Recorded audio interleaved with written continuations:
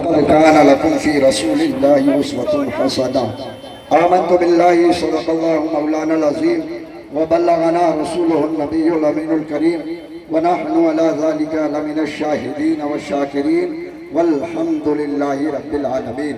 آئیے ہمارا مل کر اس آقا نامدار مدینے کے تاجدار دونوں عالم کے مالک و مختار جناب احمد مجتبی محمد مصطفیٰ علیہ وسلم کی بارگاہ بے کسبنا میں درود پاک کا ہدیہ نچھاور کریں۔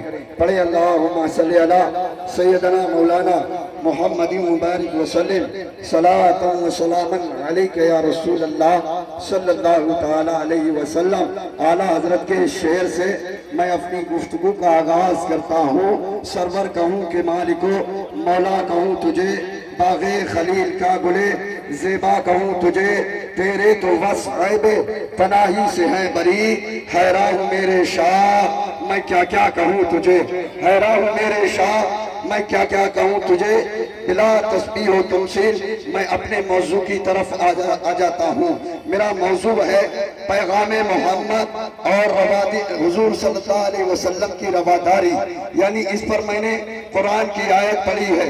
اللہ ارشاد فرماتا ہے لقد کان لکم فی رسول اللہ اسوۃ حسنہ، یعنی تحقیق رسول اللہ صلی اللہ علیہ وسلم کی ذات ہی میں ہمارے لیے نمونہ ہے، اور بہترین رسول اللہ کی ذات ہماری زندگی کے لیے نمونہ ہے۔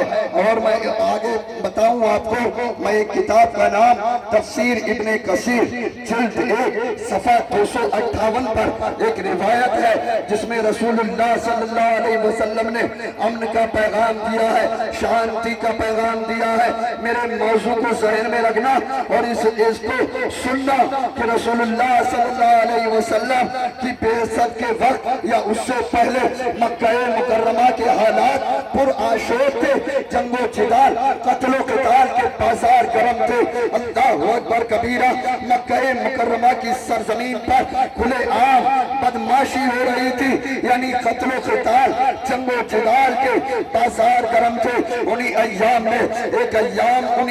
میں ایک تاجر آتا ہے جس تاجر کا نام ہے زیدی یعنی زبیدی تاجر، مکہ مکرمہ میں آتا ہے، اپنا سامان تجارت لے کر مکہ مکرمہ میں فروخت کرنے کے لیے آتا ہے۔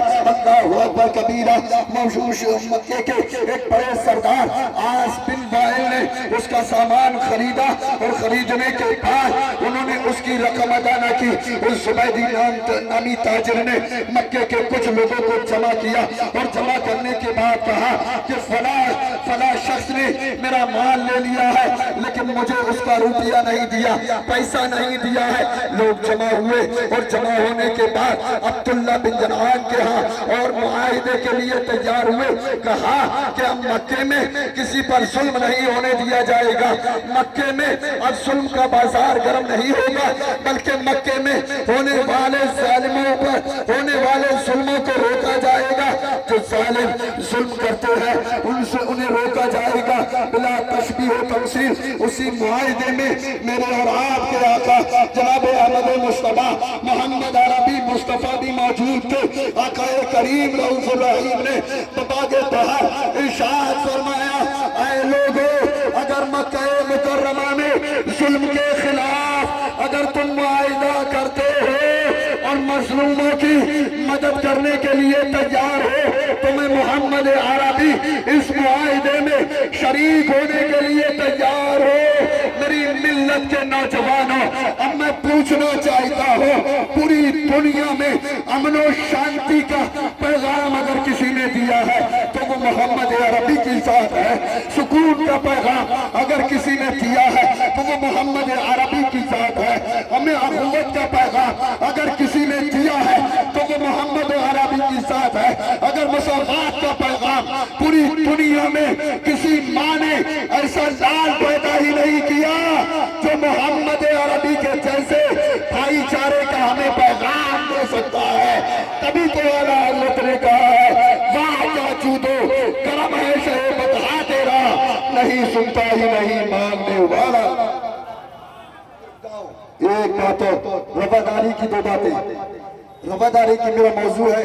میں نے یہ میٹنگ میں بھی کہا تھا اگر موضوع ہے تو وقت ہو ایک بات ہو گئی، دوسری بات رواداری کی سن لیں۔ مشرکین مکہ کے ساتھ حضور اکرم رحمت عالم سید عالم صلی اللہ علیہ وسلم کی رواداری اور حسن سلوک کی ایک ایسی مثال ہمیں طائف کے سفر میں نظر آتی ہے کہ جب مکہ مکرمہ میں ظلم و ستم زیادہ ہونے لگے اور مکے میں دین اسلام کے لیے مکے کی زمین تنگ سے تنگ ہونے لگی تو نبی نے طائف کا دعوتی سفر فرمایا اور قبیلہ بنو ثقیف کے سرداروں سے ملاقات کی تو انہوں نے منفی جواب دیا اور آپ کا مذاق اڑایا، اور طائف کے کچھ گھنڈوں نے بدماشوں نے نبی اکرم رحمت عالم صلی اللہ علیہ وسلم کے ساتھ زیادتی کی، یعنی نبی کے ساتھ اتنی زیادتی پر بڑھے کہ انہوں نے پتھر مارنا شروع کر دیے۔ طائف کی وادی میں ہمارے نبی نے پتھر کھائے اور انہوں نے اتنے پتھر مارے کہ نبی لہو لہان ہو گئے۔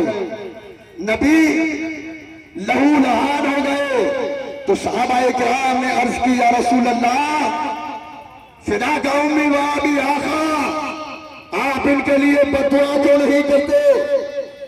ان گنڈوں کے لیے، بدماشوں کے لیے، ان ظالموں کے لیے بد دعا کیوں نہیں کرتے؟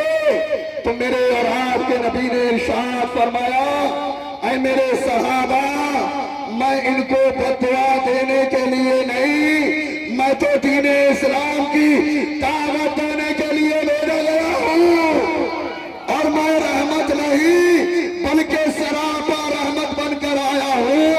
اب میں پوچھنا چاہتا ہوں کہ پوری دنیا کے مسیحاؤں میں اگر کوئی سب سے اچھا مسیحا نظر آتا ہے تو وہ ہمارا نبی ہے، اگر پوری دنیا میں عادل سب سے اچھا کوئی نظر آتا ہے تو وہ ہمارا نبی ہے، پوری دنیا میں معلم سب سے اچھا نظر آتا ہے تو معلم کائنات ہمارا نبی ہے، اور پوری دنیا میں اگر سب سے اچھا کوئی انسان نظر آتا ہے تو کہہ دو معلم انسانیت محسن کائنات ہمارا نبی ہے۔ تو آپ خاموش کیوں کرے ہو؟ سنیوں اعلیٰ حضرت کی زبان میں ذرا مچل کر کہہ دو کہ سب سے اعلیٰ والا، سب سے اعلیٰ والا، سب سے بالا والا، دونوں عالم کا دولہا کون دیتا ہے؟ دینے کو منہ چاہیے، دینے والا ہے سچا، اور غمزدوں کو رضا مستحقیقے کے ہے، بے کسوں کا سہارا، بے کسوں کا سہارا، بے کسوں کا سہارا۔ وآخر دعوانا ان الحمدللہ رب العالمین۔ السلام علیکم ورحمۃ اللہ۔